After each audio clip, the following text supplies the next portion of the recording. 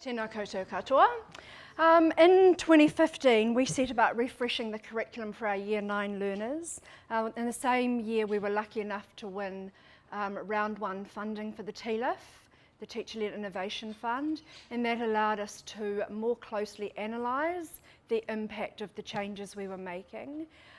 We befriended Rose Hipkins from NZCER again. She's worked with our school since establishment in 2004 and was our partner in our TLRI back in 2007 and 2009, where we looked at how pedagogy needs to change when periods of learning are longer, because we've had 100-minute periods at Alfriston since the beginning.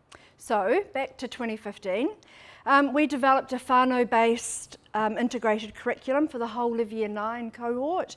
That's 5 whānau, 300 learners and a team of 20 learning leaders at Alfriston College in Manurewa.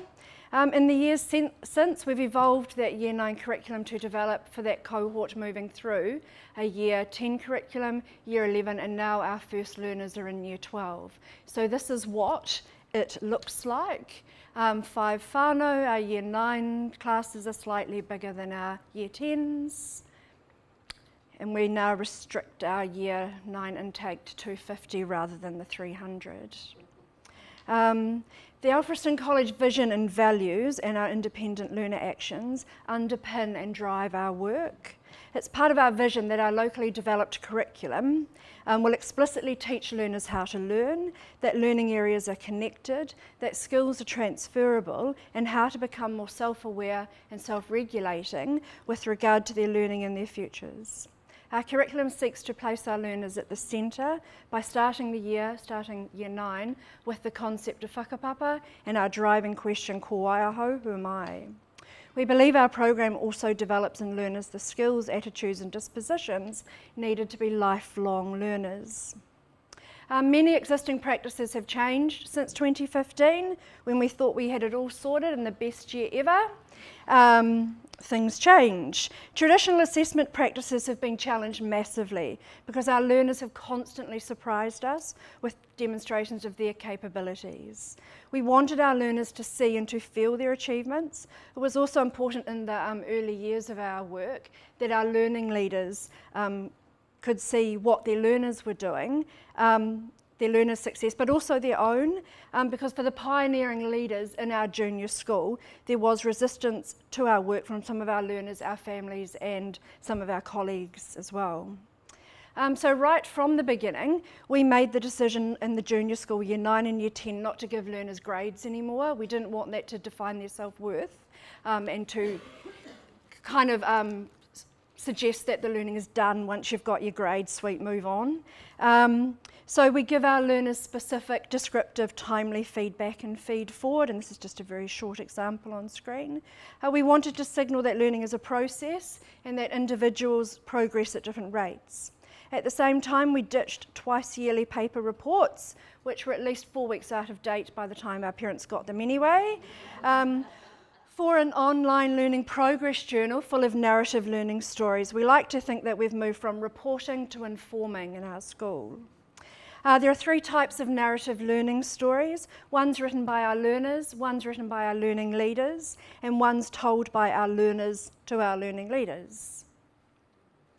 The ones written by our learners and our learning leaders follow a similar structure you can see on screen. They write about knowledge that, knowledge how, and knowledge self, to emphasise that learning isn't just about knowledge acquisition, and that the learning process is important, and that learning is connected, authentic and relevant, which is one of the Alfriston College learning design principles. The starters we give our learners and learning leaders encourage them to reference our school values and our independent learner actions. Our thinking here also connects to the UNESCO 2015 World Happiness Report, which stated that if you treasure it, measure it in relation to children's well-being. So we've taken that idea and believe that if you treasure it, you should acknowledge it and celebrate it in your school. We value the learning process, as seen in our Learning as a Challenge model, known as the LAC at school. Our school values the independent learner actions, so our learners and learning leaders reflect on those and write about them. We were motivated to find a third part in the narrative assessment process because the outcomes our learners were experiencing and demonstrating, particularly in their non-Googleable inquiry projects, their outcomes completely exceeded our expectations. We were blown away. I think because for the first time things were non-Googleable, you couldn't find the answer, so there was no fixed answer, and there was nothing they weren't allowed to do. Whereas in the past, I think we forget Year 9s have been at school for 8 years already and we dumb things down for them.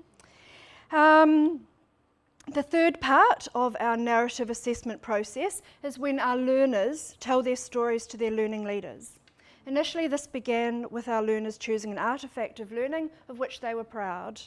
5 or 6 learners per whānau came together with one of their learning leaders and used a set of guiding questions to speak about their artefact. We call this process a mediated conversation, and it's based on the work of Hipkins and Cowie in 2014 because the conversation they have is mediated by the artefact they've brought to the table. Rose helped us at this point identify themes that came through. We saw links to our AC values and our independent learner actions, the New Zealand curriculum and David Perkins' life-worthy learning experiences. From there we went on to develop our set of progress cards. So at the next round of conversations, after the learners had told their stories using our guided questions, we presented them with a set of progress cards along with this invitation. Adults want to see you making progress in these things. Which have you made progress in? Learners were asked to select outcomes they thought they had illustrated in their stories. Often they just retold their story, but now they had kind of the language to name what they had been doing. But some saw more in their stories now. Again, I think because they had some words to use to tell their story better. I'm thinking of those little word jars we saw before. The collaboration and perspective-taking cards have provided interesting and unexpected outcomes. So we define perspective taking in this way, and we've defined collaboration in this way. Perspective taking examples have been common when learners are speaking about their learning and their achievement in Term 2, Year 9, where our concept is whanaungatanga and our driving question is who are we? Our learners engage with issues in our community and have addressed the inquiry question, what and how can I contribute to my community? Rawinia spoke of her group's work in a local soup kitchen. She said, I was expecting to learn things about people who struggle to get their kids to school or feed their family. What I learned was the difference between homelessness and poverty. We went to the soup kitchen for 3 weeks. We were actually able to see people who don't get a lot of food and are really hungry, so we were happy to feed them. They're all really nice people. It's just kind of sad they don't have jobs or the opportunities to feed themselves. My most memorable example of perspective taking comes from a learner called Bajan Preet. He made a resource to promote anti-smoking in the primary schools. He spoke about smoking being an addiction and it not being easy for smokers to give up. It stands out to me because for Baj, his personal and religious beliefs forbid smoking, but he developed the ability to see things from another person's point of view, and I thought that showed real insight, maturity and empathy. Because his resource was for a primary school, he said he had to think like a primary school aged child. He also said that taking his project to the primary school would have given him better feedback feed forward to improve or change his own perspective. In Term 4, with the inquiry question, what changes do we need to make in New Zealand to ensure a good future for all, Mariko chose to focus on the Trans-Pacific Partnership Agreement and the New Zealand flag debate, which were current at the time. During this learning, Mariko interviewed people, studied petitions, analysed Winston Peters and Andrew Little's points of view. In doing this, he came to see that the TPPA could have positive and negative effects on issues like employment. Mariko said he didn't want to appear biased in his project, even though he was against the TPPA. He wanted his audience to see where he is coming from through the evidence he presented and for his audience to understand the different perspectives that people have. Year 9, so 13-ish. Yeah, he's a very clever Year 9. Learners have also identified the importance of genuine collaboration, which we've found is often linked to their perspective taking.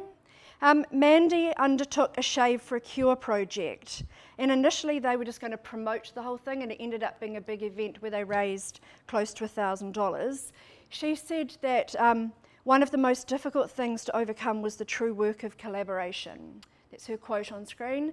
We both had our own ideas and had to struggle to find a way to make it work. At times I wanted to do it my way, she wanted to do it her way. We would have a while where we were just trying to figure it out. It made me think you need to try and figure out what the other person was trying to say. Two learners, Dylan and Franco, chose to talk about their project, which led to a small orchard being planted at our school. Dylan said he was motivated to start his project by kids coming to school because they don't have lunch. The boys thought they'd learn about the environment when they started their project. They expected to, quote, pass their knowledge on to others so that kids can do this themselves in their own backyards. When reflecting on what they actually learnt, they listed seasons for planting. They also said maths was involved too, with the spacing of trees, the different size of trees. And they said they developed the skills of argumentation in order to gain sponsorship and funding for their orchard. Their involvement with this iLearn led to the boys joining the school's fledgling garden club. And at this point, Dylan sent off an email to the local Rotary group and ended up presenting to them, and that helped them get their orchard established. They said they thought of others before themselves, which is quite a big deal when you're a teenager, that you're thinking of others before themselves, and that they'd passed their knowledge on. So not only had they benefited from their knowledge, but they were able to pass that on particularly to others in their little gardening club at school. The progress cards have also shown that some learners are becoming quite deliberate and strategic about collaboration. Two learners have identified that our class size, so it varies between about 45 to 54 this year, has contributed to their capacity, and I'm not sure if that's capacity or willingness or the need to collaborate. They've said things like, you need to help each other out. One learner said that, and I thought, does that mean they've never been allowed in the past to help each other out in class? Another said, you can use your friends or other people, and you can do the same for them. Collaboration is spoken about positively, and is more than just old school group work. Bradley took this further and said outcomes were better due to collaboration. And Melly spoke about being quite deliberate, and that's her quotes down the bottom. She was quite deliberate in working with another learner called Christy, because Melly said she didn't have a full understanding of analysis and variables, and she knew Christy did, so she'd make a great partner for this project. I thought, and she said, Melly also thought she had knowledge or skills to offer Christy. I thought maybe I had advantages and maybe she had hers. So I love that our kids are not just working with their friends, but they're being really strategic in who they're collaborating with. And I love also that they know that complex problems need true collaboration. It's work you can't do alone. So in summary, our findings suggest that when the learning is big, new assessment methods are needed to capture new data. And simple but structured mediated conversations and progress cards have helped our learners see themselves with new eyes and see their learning with new eyes. And probably as important, it's helped our learning leaders see and value and therefore give time and space to developing the capacities as described in the first half of the NZC. And that's me.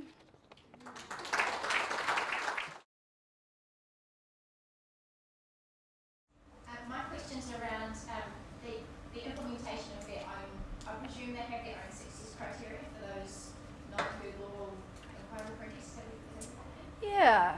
Is that something that is there a significant negotiation process for those success criteria at the beginning? I think that's probably where we need to tighten up, quite honestly, because they're quite open. We tend to probably just focus on the process and not so much the knowledge acquisition.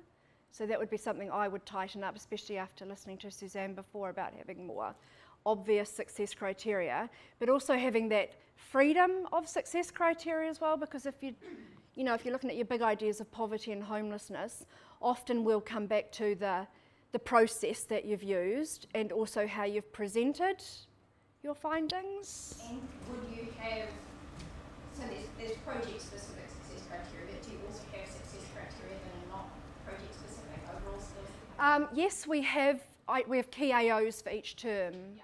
So across our year 9, for example, this term our concept is whakapapa and our question is who am I? And the learning leaders, and there's a couple in the room here as well, we've identified as a team the key AOs that will be addressed, so all our learners are on the same page across the school. Yeah.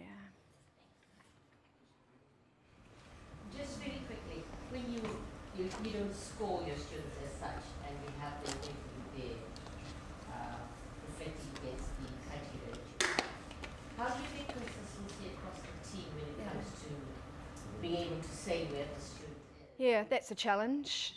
And yeah, I'm very honest, that is a challenge. And you know, it's something we also struggle with at 11, 12 and 13 with moderation processes. So we're trying to develop more common assessment criteria, if you like. So we've got a common framework for writing, for example, and presenting and speaking and those kind of common skills. And that meditate that you have your leaders of learning have that discussion, and it's quite needed. Yes, yep. During the planning process, yeah, as well as during the teaching process as well. So you're inquiring projects like this that you get the students to do. Is that done across the curriculum, so to speak, or is there a separate timing or timetable that you just have for these inquiring projects? No, each team approaches it differently. Like I know some teams will say every Wednesday is project day. So in our teams, we have 8 periods across the week, 8 90-minute periods in Wobble, whānau-based learning. So each team can use that flexibly. Others might dedicate 2 or 3 weeks to it. What we're trying to get better at is project-based learning and not doing projects. Yeah. So next term, we've got the big question for the start of the term, and then the learning will, so that's our challenge.